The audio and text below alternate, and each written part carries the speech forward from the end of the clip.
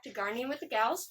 Today's video will be a little bit different as Miss Heather is not here with us today. She is sadly sick, but I will still be interviewing my professor, Neil Sabine. Neil, would you please begin by telling us a little bit about yourself, your credentials, or your hobbies? Sure. I started in landscaping, when I was during my undergraduate days in the summer. I worked at for a landscaper for about 2 or 3 years. Then I had a job laying sod at a big apartment complex for a summer when I was doing my graduate work. When I finished up with my graduate work and moved here, I started doing some landscaping in my yard. In fact, I did a complete landscape there. I think there's only one plant that was originally there when I moved there that still is there. It's a lilac, but everything else has been new to my yard. So when people saw my yard, they were interested in having me work in their yard. So I started a relatively small business. Maybe did 5 to 8 houses a year, doing landscaping at those places. A lot of them I knew. Then it got through the grapevine where I didn't know some people worked at those yards, and then over time I kind of had my children grew up. I had my children involved in it, and then decided I just started working for people I knew, and kept doing that. Now I'm working for my children's yards. I've been landscaping theirs. Each of my children, 2 of my children have a home, so I put prairie grasses in one of the houses, and put some junipers and some conifers in my son's backyard. So that's kind of the short view of what I've been doing as far as landscaping. Probably started when I was about 20, maybe a little younger, maybe 20, 21, and continued until I was here. What started your interest in landscaping? Well, there was a couple of things going on. One, when I graduated from college, I didn't go right back to graduate school, so I took a year or so out. I got drafted during the Vietnam War, came back and went to school a little bit later than most people. Then when I got my undergrad done, it took me about 2 years to get into graduate school. So during those 2 years, I did landscaping, cut firewood, sold Christmas trees, did a number of things like that. And so that experience of doing the landscaping over that amount of time, I like working outside. And there's an artistic part to the landscaping that I enjoy. I'm from the upstate New York, so I like doing a lot of conifers and things like try to make it a little bit natural, and try to make sure there is no upkeep, that the plants don't need a lot of trimming, right? I try to put plants in that their natural growth form will take care of themselves. Try to keep people from having to spend a lot of time trimming their shrubs. So I have a more natural look to what I put in. So most people have appreciated that. I did one yard. One year they're having a wedding, and they needed that the landscaping done prior to the wedding because we're going to have the wedding at that house. And I got several jobs from that because people were really impressed with what I had done there. So Interesting. In terms of people who are looking to either get into landscaping themselves or have someone else do it, do you have advice for people who have smaller yards and where they should start? yeah, you should always start small, right? What I always tell people, everybody's yard, including my own, is a work in progress. So that's the first thing. The other thing I would say is to keep it simple. Try to use only a few plants. Usually when people use a mixture of plants that doesn't look natural very much. So, say in my yard, I probably only got several varieties, but only about four different plant types. Oh, really? Yeah. So, yeah, and it has a more natural look when you have, and it also ties your yard together if you have similar plants and um, even though they're in different locations, and with them in different locations, you can have a little bit of variety, even though they'll blend. Like I have a lot of grasses in my yard, but several of the grasses are different. I have some large grasses, I have some medium grasses, and some short grasses. And I mix some uh, perennial flowers in with those as well. But probably only, I think it probably only got three or four different types of perennials that I mix in with those grasses. Interesting. Yes.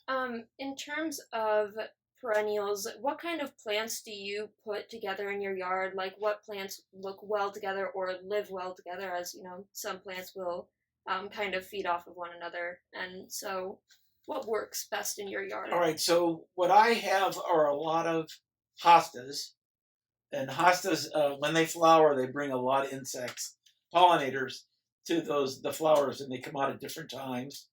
So I have a lot of those. I have several daylilies that flower at different times of the year. So some flower early, some flower late. So I have probably 5, 6 different types of daylilies, and some are tall, some are short, and some are like the cool of the spring. Other ones like the heat of the summer. So I try to have them bloom at different times of the year to kind of keep things going. So let's see. I have coneflowers. The coneflowers go really good with grasses because they're relatively tall. They're really hardy. They're heat tolerant. So I try to keep my watering down as much as I can. So I try to get some of the more native kind of plants like grasses and coneflowers. I'm trying to think what else that I have put in there. I put a lot of junipers in, some bird nest spruce. All those are really drought tolerant. You don't have to water. In fact, probably the only thing I water most is our lawn on occasion. Most of the plants that I have in the beds pretty much take care of themselves. Even the daylilies? Yeah, they've been established, and so yeah, I don't have to. And the hostas as well. Those have. There's another plant you can get like a hosta that isn't. It's a lungwort. It has a similar leaf, but it's mottled, so it really does complement the hostas. And the other thing that I have are a lot of ferns. Ferns are really drought tolerant as well, and I try.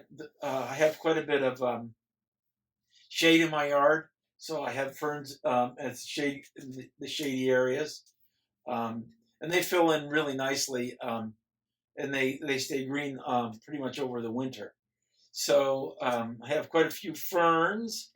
Let's see what else when I go around the yard. Um, I have some yews, but I don't have the kind of yews that most people have around their base plantings. These are natural yews, and they kind of flow out. So they have a natural kind of low growth, but they have like a spray to them as they grow. Um, so going around with that, there is I have spireas, a lot of I think they're baby breath or little princess. I can't remember the kind of spireas that I have, but I have quite a few of those. I have yellow and red barberries. They're kind of, you got to be careful with those because the barbs on those get under your skin, and they're really irritating. They're tough to get out, so you definitely got to wear gloves with those. I have I put in a raspberry garden along one of the fence rows. So I have those for raspberries. They're ever bearing, so I get raspberries in the early summer and then again in late summer. So I think that's about it as far as the plants that I have in my yard. So you don't do much of fruits or vegetables. You do just mostly things for look, aesthetic, and Yeah. display. Yes, I think we used to do tomatoes, but we got so many tomatoes, just can't get rid of them, right? I mean, everybody has tomatoes, so we grew tomatoes for a year or two, but we just ended up with way too many tomatoes, and we only had a couple stand. You can put these baskets up and have the tomatoes grow in those, and we had just had way too many tomatoes. Tomatoes do seem to be the fruit of Indiana, I Yeah. suppose. A lot of people love them here. Yeah. For me personally, when I grew up in Minnesota and up there it was strawberries, and sadly my mom converted to the tomatoes when we moved here. Yeah. Yeah. But in terms of all your plants and things of the sort, if it were a bigger yard, would you suggest landscaping closest to your home so it doesn't look scattered, or how would you? A couple things you got to do when you're close to your home. Number one, you usually when you plant the smaller the plant that you get, the cheaper it is because the whoever is the landscaping company doesn't have to put as much energy into having it grow when it's small. But however, they get big. So the first rule of thumb is always have your beds slope away from your home. Always have the high. Every bed is very important that the bed slope quite a bit away from your home. So when you get rain, that isn't backing up towards your basement or whatever. And so I have a fairly steep grade with my, and it also the greater the grade you have, the more you can see the plants, right? If you just imagine having a flat surface, you only can see the plants in the front. But if you had them on an angle, you can see that presents the plants a lot more. So I have a fairly good grade in my front yard, and so I definitely have that slope away from. But my backyard is much more level, so I've had to excavate a little bit of my yard to make sure that my plants in the backyard definitely slip away from the home. I have some basement windows. I've and so I want to make sure that none of that water comes in the basement. Right. Is it the same problem with like crawl spaces as well? I would assume moisture. Yes. Anything you got to be careful because if you don't have your bed sloping away from the home, you can get rot. From that. Either when you water those or when it rains, that water will back up. Water always goes downhill, so you got to make sure that's critically important that you have it slope away from your foundation. In terms of all of the plants that we've talked about so far, just because I know that this may be a cause for some people, were any of the plants poisonous or toxic in any way to animals? Yeah, I'm trying to think. If anything I've got in the yard is toxic to animals, I don't think so. We have mastiffs, and they get in the beds quite often. And I'm trying to think of anything. There are some plants that are toxic to animals, but I think I've been really careful of not putting anything in the yard because we've always had dogs. We've put some fences around our shrubbery now because the mastiffs are so big they trample. I used to have hostas around my lilac, and the dogs just trampled it and killed all the hostas. So we have a little green that you could buy at Lowe's. It's a little green metal fence, maybe 8-10 inches tall, and we put that all around the beds to keep the dogs out of the beds. But we wouldn't have anything in the yard that was toxic to them. Right. So and I know there's some poison sumac and some other things that are toxic, but I'm really not up on what's the toxic plants to dogs. Right. I will note for you guys out there that one toxic plant for sure know about is bleeding hearts. Although they're very pretty, you want to keep those in a hanging basket and away from your Mm-hmm. dogs especially. Cats, I don't think are as, I suppose, they don't react as bad as dogs do, but it's still important to keep them out of it. Mm-hmm. Um, in terms, earlier you mentioned your hostas, they bloom and attract pollinators. For all your flowers, does it take very long for them to get established very well and bloom, or?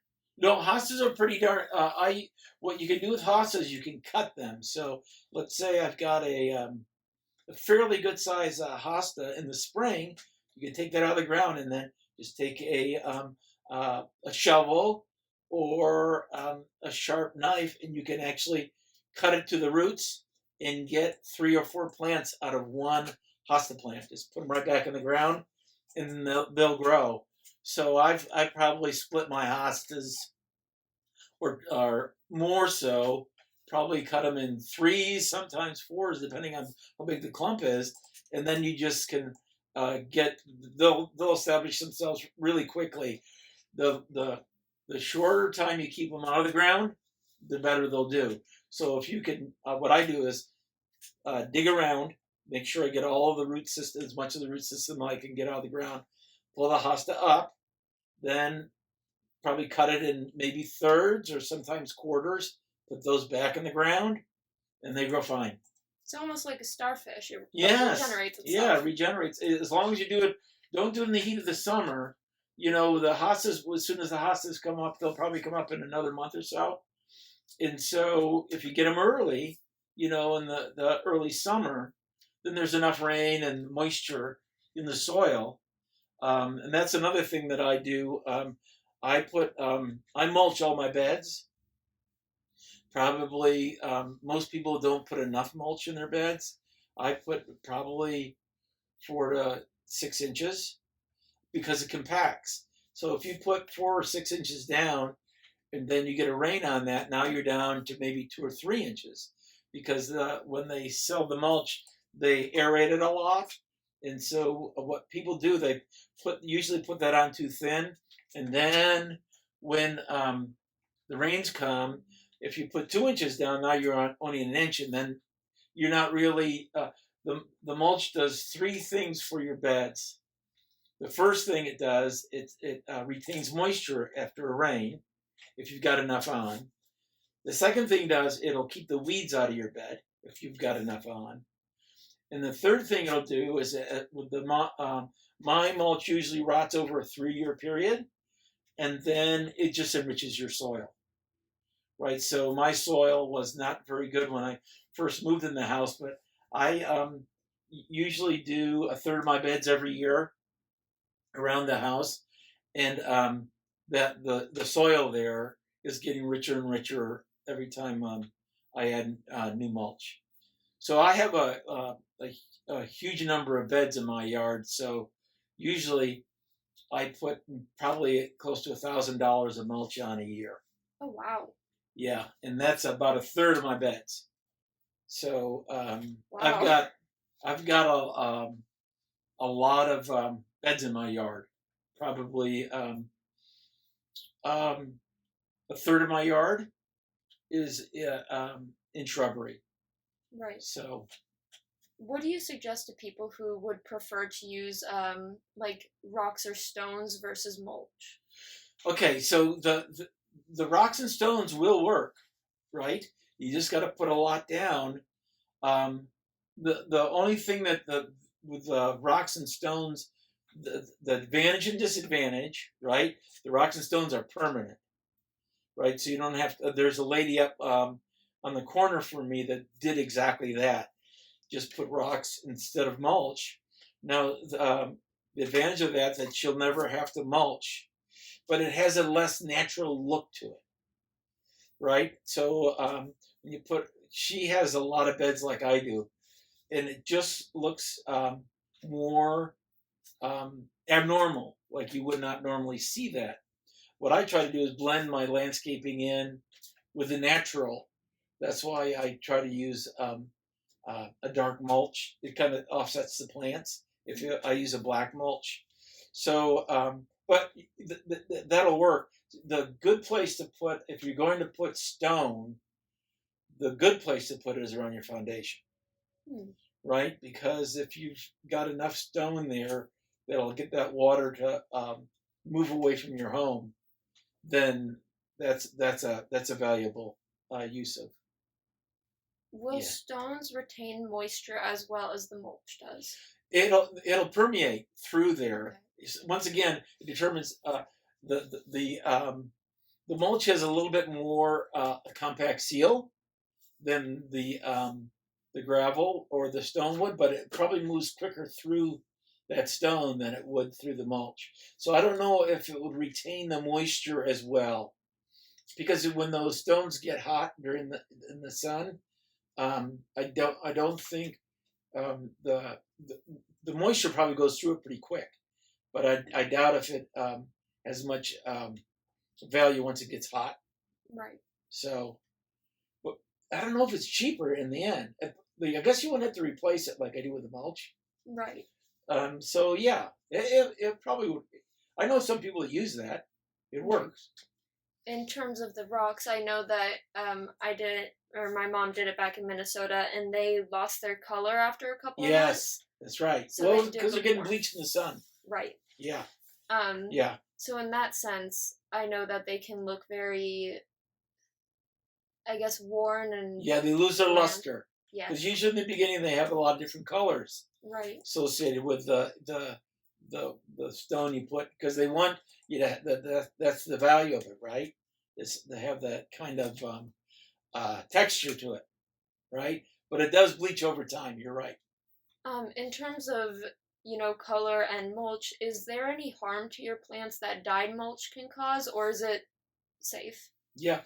What usually happens with the mulch is fairly soon after you put the mulch down, you get fungus getting in that mulch because it'll break down that mulch. So I have a kind of a white stringy a form of fungus that gets in there. What I just simply do by hand and just break that up again, because sometimes it gets compacted pretty good. So I'll go into the beds and when I'm doing my plants in the spring, and just make sure that I aerate that mulch that's been kind of compacted over the winter and the snow, and so it'll sometimes form a crust on top. So I just break that up to make sure that it still has that ability to, number one, retain moisture, because I don't want it running off the top of that crust. So, and then the other thing is letting that fungus get at it. It just helps decompose the mulch over time.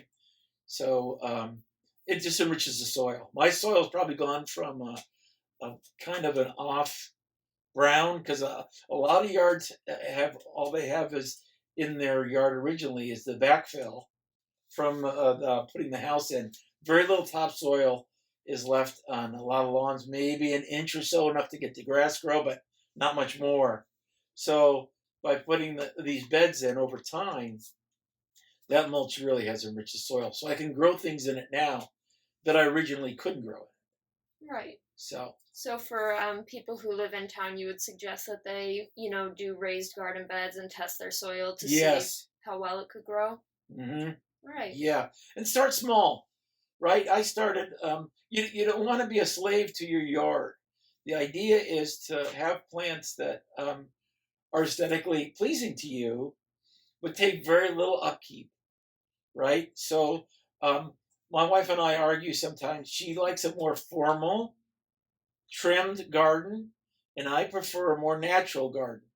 Um, and the reason I did that originally was for my clients, because a lot of clients don't want to spend a lot of time trimming in their yards. So I was able to say, okay, if you put this plant here, it'll take care of itself. It'll have a natural growth. It'll grow maybe. I know the limits of what the plants will grow. I'll say This may appear small now, but it'll probably grow to about 3 foot by 3 feet wide, right? Eventually, Right. right? So that's why you need to have space, because a lot of times people buy plants at Lowe's or wherever they buy them in a nursery and put them way too close together because they're small and they don't look good when you separate them like they should be separated. But if you give them a few years, then all of a sudden they're growing on top of each other because you plant them too close. Right. So, yeah. In terms of your plants, do you ever use certain flowers or I suppose grasses that may attract birds or like hummingbirds just for the look? Yeah, I don't. There are some plants that the hummingbirds go to, but most often we have hummingbird feeders out, and that's what they usually go to. But we have a lot of seed eating birds that go to the grasses, right? So I usually don't cut my grasses down until the spring and get the new growth coming up so that the seed eating birds can get all those seeds off the grasses throughout the winter. But we put bird feeders out in the winter too. All right. In terms of a certain plant that this is something of a, I guess, personal advice. Hibiscus. What do you think of that being used in landscaping? I've had a couple hibiscus and they've had really had trouble overwintering, right? I put them in the, they were really good for the year, but then over winter, they just did not come back up again. So I have not had good luck with hibiscus. I don't know if it's the location I put them in. I mean, they did well for the year, but the next year they just didn't come back up again. So I've tried 2 or 3 hibiscus in the yard. Just I'm not. I know some people will have really good luck with them. Right. I just not have had very good luck in my yard with them. All right. Well, in that case, thank you so much for answering all my questions. It was a joy to have you, and I really hope that, the people who watch this, use your advice and. Just one good a bit of advice that I can give people. Number one, don't use a lot of different kinds of plants. Stick if you like 1 or 2 different kind of plants. Use those. Always plant them in groups of 3. Right, so 3 is a much more natural look, and offset them like a triangle, right, and let them grow into each other. But the groups of 3 is a good rule to live by with landscaping. So whatever you put in, unless you're putting in a specimen plant, like I have a Japanese yew, it's just one plant, but I put it in there as a showcase, right? Against the other plants that I plant in groups of 3. Right. So yeah, the rule of thumb is always it's better to have 3 plants spread out than any other variety. So that's just a good rule of thumb if people are starting to put things in their yard. And keep it simple. Like I like hostas, so I probably got 16 variety of hostas in my yard. But there's a lot that makes it look nice when you have just a few different plant hostas here, hostas there. It ties your yard together, right? And I have a lot of barberries that ties it together as well. And then we have a screen on one side of our house because a lot of foot traffic goes there, and I put boxwoods in, right? So just keep it. I just took varieties of boxwood, but just stayed with that plant. Right. Right. So that's a good rule of thumb. Keep your plants simple. Don't use a lot of different types of plants because you want that foliage. Because sometimes they don't flower. You want that foliage to kind of blend in your yard and look natural. So that's just some things to keep in mind for the do-it-yourselfers out there. All right. Thank you so much. Sure. And guys, we'll see you next week.